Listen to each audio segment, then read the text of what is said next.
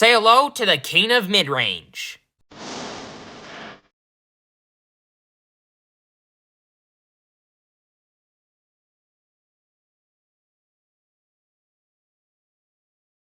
Hello and welcome to the table, and today I'm going to be doing a deck tech video for Jango Red Midrange. I absolutely think that this is the best midrange deck in the game.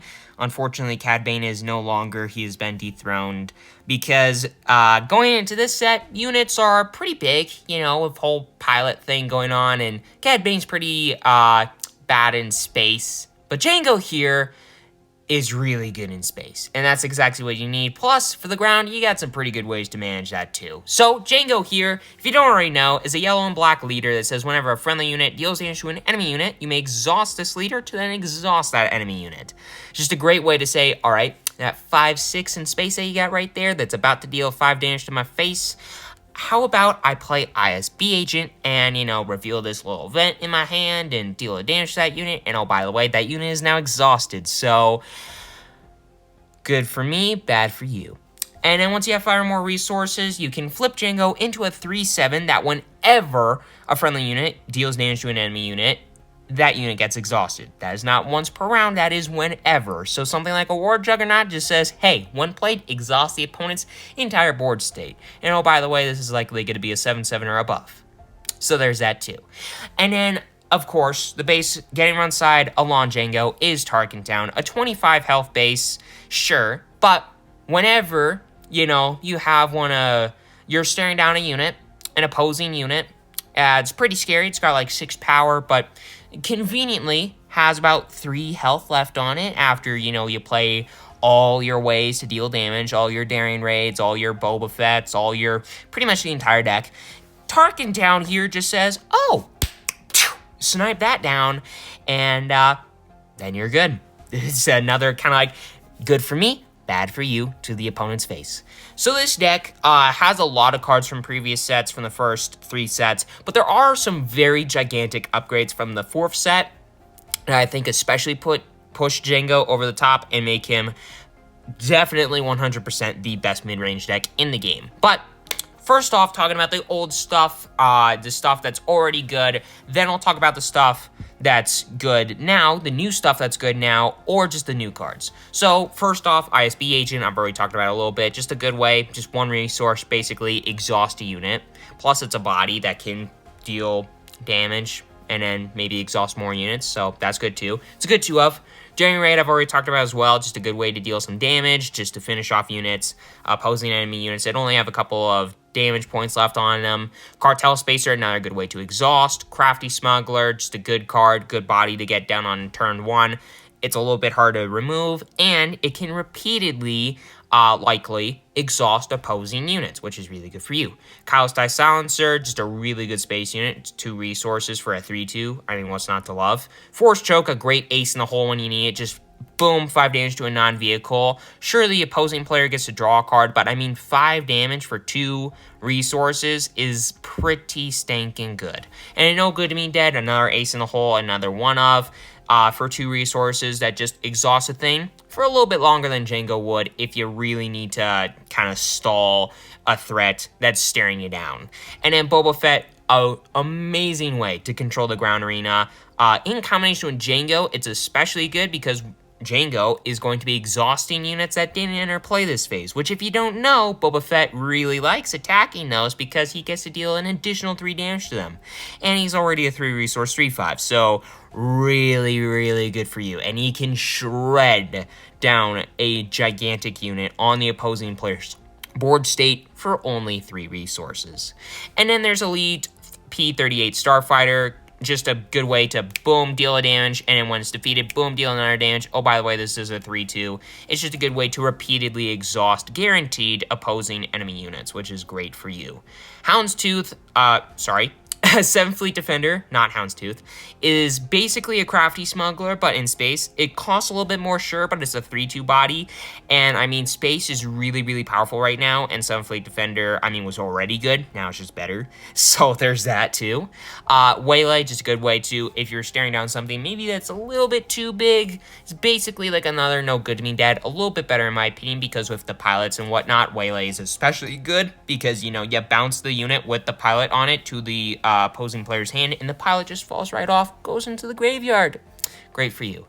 Then I got Fett's Firespray. This guy, I mean, it's always getting airplay ready, and it's a big space unit. It's just good. Like, and it can exhaust stuff. So there's that too. I mean, Fett's Firespray just a great 2 of, because it's just a big threat. It's a big dumb threat in space. That's just really good in this deck.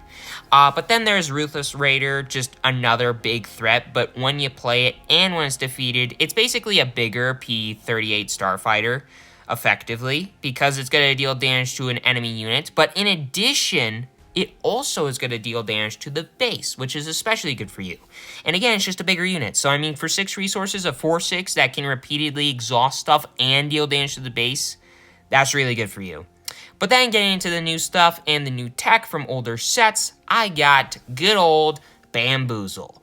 Yeah, this card I've been running a lot more lately, just as a one-of ace in the hole, like Force Choke, like No Good to Me Dead. This guy is surprisingly good, because while this is not a heroism deck, you can discard one of the many cunning cards in this deck to then play this for free. And if you do, you exhaust a unit and return each upgrade on it to its owner's hand, which conveniently pilots are upgrades, which is great for you. And I believe Bamboozle also makes Luke just fall right off, one of the more annoying upgrades to get rid of, and Bamboozle here just says no. So great for you. Then there's Houndstooth, basically a Boba Fett in space. It's slightly worse because, you know, it's not dealing extra damage, but it is a 3-resource, 4/3 body in space, which is nothing to scoff at. And, you know, it could potentially get first strike.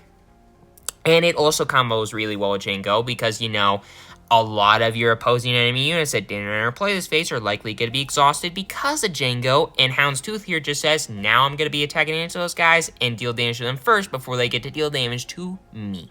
So that's really good.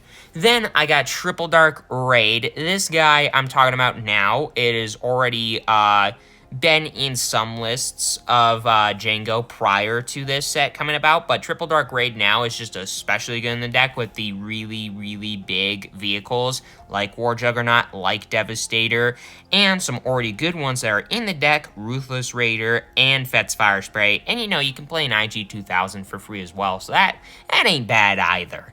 But yeah, Triple Dark Raid, there's a reason that this rare costs like 18 bucks, 19 bucks, I mean, more than a lot of legendaries. So yeah, this guy's just really good. Can get you some great value. But then there's IG-2000. This guy is 4-resource, 3/4, and if Jango's flipped, it just says when played, exhaust 3 of your enemy units. And deal damage to each of them. So that's really dumb. Simply put, it's not an on-rate body for 4 resources in space, sure, but I mean, the ability to deal damage to multiple units and get multiple instances of value off of Jango is just absurd. And speaking of which, Imperial Interceptor, basically a way to just deal a little bit extra damage than you normally otherwise would. It's kind of like another IG-2000, but kind of like a ace of the hole, like Force Choke is, but for space. It's a 4-resource, 3/2 body in space, which is not on rate at all. Pretty bad. But whenever you play it, you get to deal 3 damage to a space unit. So you deal 3 damage to a thing, you exhaust a thing, and then you can Tarkintown. So you can, for 4 resources, deal 6 damage to an opposing space unit, while also getting down a 3/2 body, permitting that you have Tarkintown available to use. But that is still really powerful and really good for you because, you know, like I've said, pilots can make space units pretty big, and Imperial Interceptor here can be a good way to just kill one of the bigger piloted things out there, and, you know, it's a body too. But then there is Boba Fett, a 5-resource, 5/4 shielded, a great body in the ground arena, just a good way to kind of take control. It's a bigger Crafty Smuggler, effectively, in the ground arena, but you can also pilot it for 2 resources to give it +2/+3 buff to a thing, and when you play it as an upgrade, you get to deal damage to a unit, and if it's a transport that you're putting the pilot on, it's 2 damage instead. Now, unfortunately, because it is technically piloting and you're playing it as an upgrade, I believe it does not work with Jango, but it is still really good because, you know, it can make when your space unit's a little bit bigger, something like 7 Fleet Defender. Sure, it doesn't get to deal 2 damage because it's not a transport like Fett's Firespray, like IG-2000, but it is still pretty solid. Then there is War Juggernaut, a absolutely absurd card in this deck. Probably the best new addition to this deck, in my opinion at least. It's a 6 resource 3/7 that gets +1 power for each damaged unit, which is absurd because this deck is dealing so much damage to so many units. It's just little instances of 1-2 damage on like 5 of your opponent's units, and maybe instances of a couple of damage on some of your units, like an ISB Agent, for example. Because when you play this, you get to deal 1 damage to each of any number of units. So you can deal a damage to one of your units, like an ISB Agent, like a Crafty Smuggler that doesn't have a shield on it anymore. More likely for it to be something like a Cartel Spacer. I don't know. I was coming up with ideas, okay? But War Juggernaut can deal damage to some of your units as well, while also dealing damage to all of your opposing enemy units. And Jango, if it's flipped and out, says, all right, opponent, your whole board is now exhausted. And I just got down a 6 resource 7/7. Likely gonna be at least that big. Likely more 8, 9, maybe 10/7 for 6 resources. And if you triple Dark Raid into this guy, whew, that is a really good feeling for you.